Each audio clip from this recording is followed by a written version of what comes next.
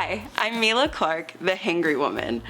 I help people like myself living with diabetes find our strength and feel less shame and loneliness so we can face diabetes head on without fear or judgment. Before we get started, please like and subscribe. It really helps my channel and helps me to continue to make these videos. And with that, let's get to it. I found out I was diagnosed with latent autoimmune diabetes in adults, which is a slow progressing form of type 1 diabetes. You can read about my new diagnosis on my blog. I'll leave the link in the description, but this is still full of great advice to cope.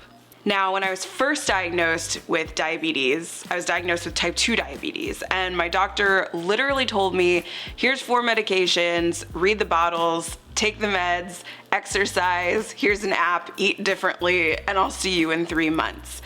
And I went home and I cried that first day because I didn't know what it meant to have diabetes and I didn't know what to do. I thought that I ruined my life and I didn't know where to start or who to turn to. I didn't know what resources to visit, and no one was talking about their type 2 diabetes diagnosis, so I felt lost and alone and frankly depressed by the whole thing. That's because my whole life I have been trying to fix my body. I went on diet after diet, spent hours and hours in the gym, logged every meal, tracked every macro, and still my body was revolting, and it felt like such a dark time for me because I just didn't know what I was doing. And as soon as I got to a laptop after leaving the doctor's office, I Googled what to do when you're first diagnosed with type 2 diabetes. There was little advice that felt like it applied to me, and so I was inspired to write about the things that helped me get through the days and the months ahead, and that's where my blog and YouTube channel started.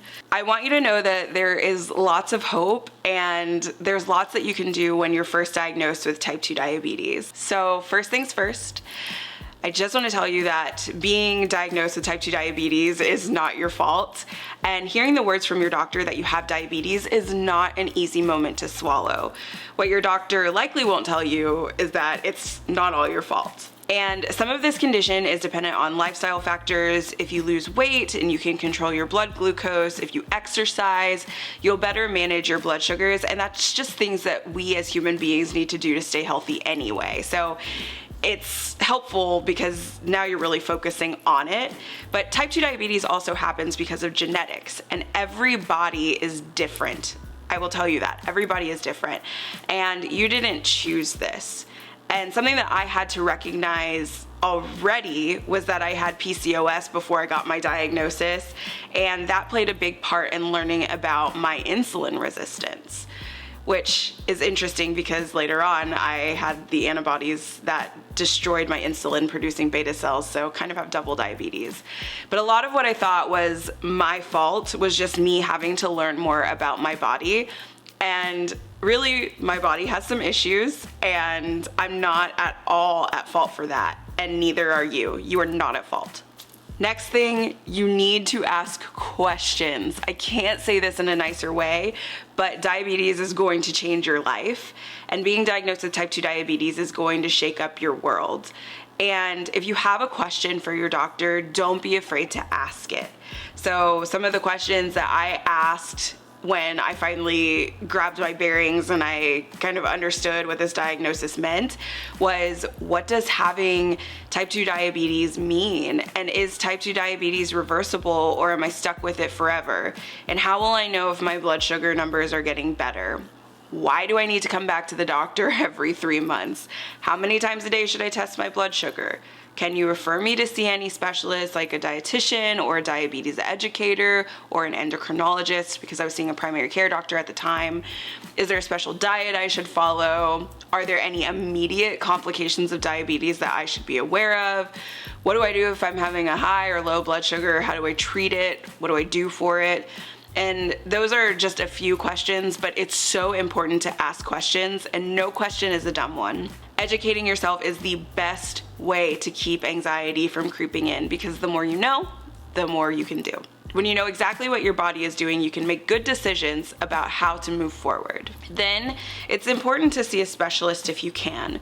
So if your doctor would refer you, or if your insurance doesn't require you to get a referral, I would encourage you to see a few different specialists actually when you're just getting your diagnosis. So a dietitian is going to help you evaluate what to eat and measure that up against your blood sugar.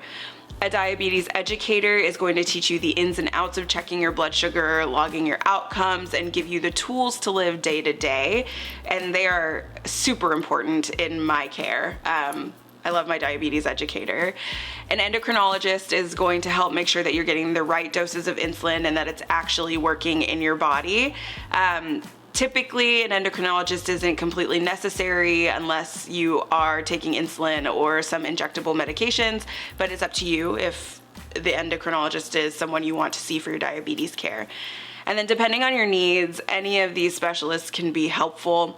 I found it to be a really comforting experience to see different specialists because they individually helped me work through areas I was struggling in. And I loved my primary care doctor, but the most that they had been able to do for me is prescribe medication and monitor my results. And they really couldn't help me with some of the details and the ins and outs and, how to change my insulin to carb ratio and things like that.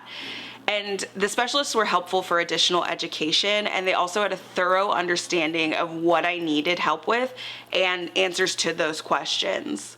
Next, I think it's really important to lean on your friends and family. It's one of the hardest things in the world to tell your friends and your family that you've been diagnosed with type 2 diabetes. And when you say the words, just know that if they haven't dealt with it before, they're gonna need some education and understanding. They might not ask the right things. They might ask questions that feel offensive even sometimes. And diabetes is misunderstood. And I believe people with type 2 diabetes know that better than anyone. So this is a moment you can use to educate yourself even more about what you're living with. When you learn how to explain your chronic illness to others, you're well prepared to answer questions as they come. And I promise you will get some crazy questions and remarks coming your way. Your family and friends will also come to your rescue when you need it, hopefully. I've been really lucky and have a lot of support, but there have been so many times where I've cried to friends out of frustration, or, my mom also had diabetes, and so I would show her my blood sugar logs when things were going well or when they weren't.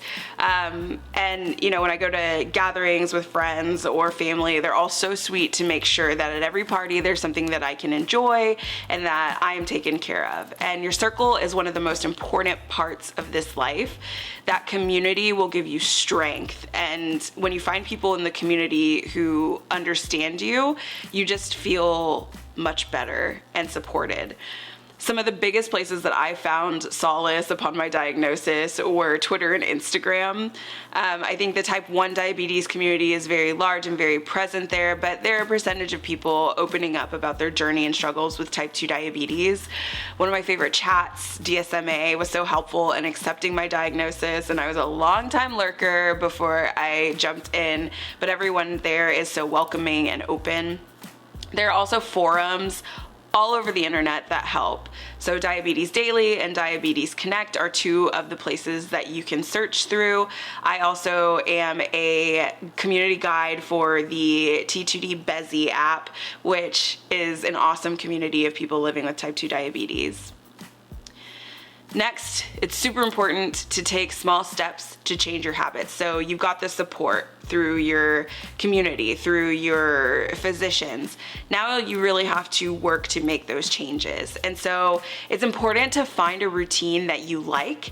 Maybe it's yoga or walking or weightlifting or cycling. Whatever you do, do it consistently and set the time aside for it. Working out is going to relieve stress and help you balance your blood sugars. And it also is just overall good and healthy for your heart and your entire body. Then meal prepping is something that I found to be helpful. So maybe you do a couple of days at a time just to make things a little easier for yourself so you're not having to cook all day on one day. But find some great recipes you love and keep experimenting in the kitchen. Keep logging and monitoring your blood glucose every day with those meals to see what works for you. And don't get discouraged when you have off days, because it will happen. We are not perfect human beings, but it's okay. You just have to learn how to correct those mistakes and those days. There are things that you can learn from, get back to your routine and keep going. You'll learn to find balance in all of this. It's important to me to note that the changes to your habits have to be sustainable, or you're not going to want to keep them up. And that's why I like thinking about these changes as small changes. Small changes every day make the difference. And so like you don't have to overhaul your entire life at once. Just do little things, build on habits, and eventually those habits become routine. I would also say write down your feelings. It helps to just get things out because you're gonna have feelings about this diagnosis. And if you're crazy like me, you can start a blog. If you wanna make things more simple, you can keep a journal and write down how you felt before you go to bed. It will also help you sort out your feelings. And it's something you can certainly go back to when you wanna figure out why some days are good and some days aren't. I actually, with my blog, have a little diary, and it helps me so much with reflection. You don't have to be ashamed to be diagnosed with type 2 diabetes. Quite honestly, millions and millions of people live with diabetes. And this is probably going to be one of the hardest things that ever happens in your life, but I promise you, you don't have to be ashamed about this. You have people you can lean on. If you don't have anyone to lean on me. That's why I'm here. You have the inner strength to take this day by day, and you're going to make it through this. I promise you, you will make it through. Type 2 diabetes is a serious illness, but there is help and there are resources. I hope what you've listened to here is helpful. These are a lot of the things that I wish that I knew when I was diagnosed with type 2 diabetes. So if you found this information helpful, please give this video a thumbs up, subscribe, or leave a comment with information that could help someone else. That's what I love about this community, is everyone chimes in and pitches in. I'm so proud of you for how you're tackling this head on, and I'll see you in the next one. Take care of yourselves. Bye.